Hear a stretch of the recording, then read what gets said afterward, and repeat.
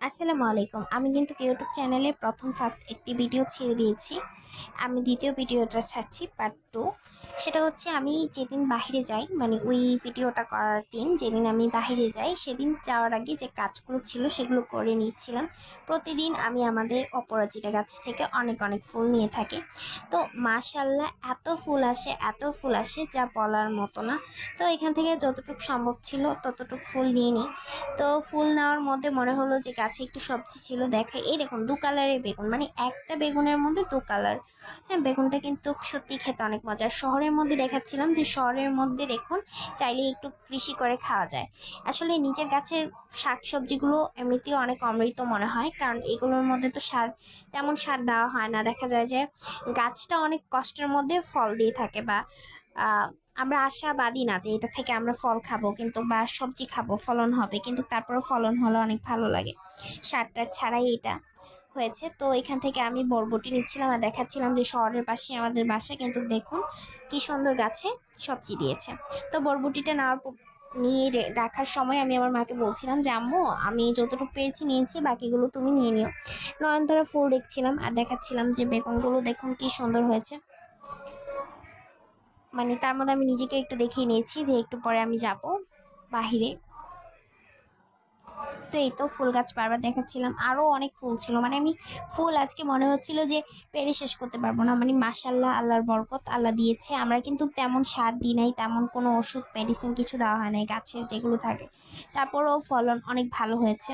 ফুলগুলো মানে এত সুন্দর ফুটে। পুরোটা দিন আমরা যখন মাগরিব আজানের সময় হয় বা যখন 5টা বাজে তখন ফুলগুলো ছিঁড়ি, কারণ দেখতে খুবই ভালো লাগে। দুপুরটা মানে আলোকিত হয়ে থাকে এই ফুলের কারণে। এত সুন্দর লাগে গাছের মধ্যে এই ফুলটি। আর এই ফুলটা কিন্তু অনেক উপকার। তো এর মধ্যে আমরা চলে এসেছি বাহিরে আনতে। তো তার মধ্যে দেখাচ্ছিলাম যে রাস্তা থেকে আমি এই ফুলগুলো নিয়েছিলাম, আল্লাহ মাফ করুক। তো সামনেই হচ্ছে চিড়িয়াখানা। চিড়িয়াখানায় আজকে আমরা যাব না। তো আমি আমার বোনকে দিচ্ছিলাম যে এই ফুলগুলো তুই রেখে দে, আমি আর রাখতে পারছি না। তারপর আবার মনে হয় নিয়ে নিয়েছিলাম ওর কাছ থেকে। তারপর হাঁটতে আমরা এই জায়গাটায় চলে আসি। মানে আমাদের শ্রীমঙ্গলটা সত্যি অনেক সুন্দর, মানে প্রকৃতি দিয়ে ঘেরা। মনে হয় যে প্রকৃতি আমাদেরকে রক্ষা করছে, আগলে রেখেছে। মা যেমন সন্তানকে আগলে রাখে, তেমন প্রকৃতি শ্রীমঙ্গলকে আগলে রাখছে। তো দেখতে পাচ্ছেন বাসটার মানে একটু ভিতরে, শ্রীমঙ্গল অনেকটা ভিতরে। তো আমরা আমার বাসা থেকে অনেকটা ভিতরে এই জায়গাটায় যাই। তো আমি এখানে হাঁটছিলাম আর নিজেকে দেখে মানে নিজেই চিনতে পারছিলাম না, মুখ টুক শুকিয়ে কি একটা অবস্থা হয়েছে। আমি কিন্তু এমনিতেই অনেক কালো, তার মধ্যে আরো গরমে মনে হচ্ছিল যে মুখটা পুড়ে যাচ্ছিল, ঘেমে গেছিলাম। একটু আগেই কিন্তু আমার মুখটা অনেক মানে ক্লিন দেখাচ্ছিল, কিন্তু দেখুন যে অনেকটা হাঁটার পর। আর তখন অনেকটা রোদ ছিল, রোদ এতটা কমে নাই, আবার ততটাও রোদ ছিল না, বাট আমার মনে হচ্ছিল যে অনেকটাই গরম লাগছিল। গরমটা কিন্তু ছিল, রোদ থাকুক না থাকুক। তো তার মধ্যে দেখাচ্ছিলাম যে অদ্ভুতভাবে লোকগুলো আমাদেরকে দেখছে বা অদ্ভুতভাবে কিছু কথা বলছিল।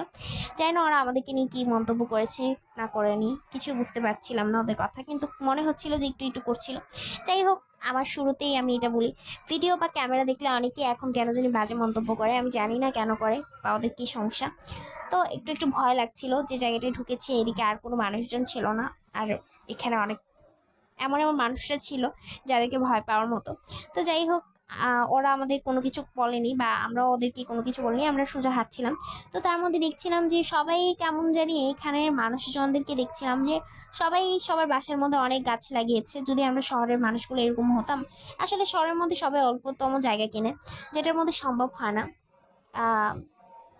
অনেক অনেক আহ গাছ লাগানোর মতো জায়গা থাকে না। যতটুকু থাকে ততটুকু মানে নিজেরা একটুখানি ছায়া পাওয়ার জন্য যতটুকু দরকার ততটুকু। বাট গ্রামে তো অনেক ইজিলি অনেক জায়গা কিনা যায়, করা যায়। তো এখানের মধ্যে মাটির একটি ঘর ছিল। তো তারপর এখানে দেখছিলাম কি সুন্দর লাগছিল, যত যাচ্ছিলাম ততই সুন্দর লাগছিল, ততই মনে হচ্ছিল যে নানু বাড়িতে গেলে যেমন একটা ফিল হয় যে গ্রামে এসেছি, এরকম একটা ফিল হচ্ছিল। তো ভালো থাকবেন সবাই।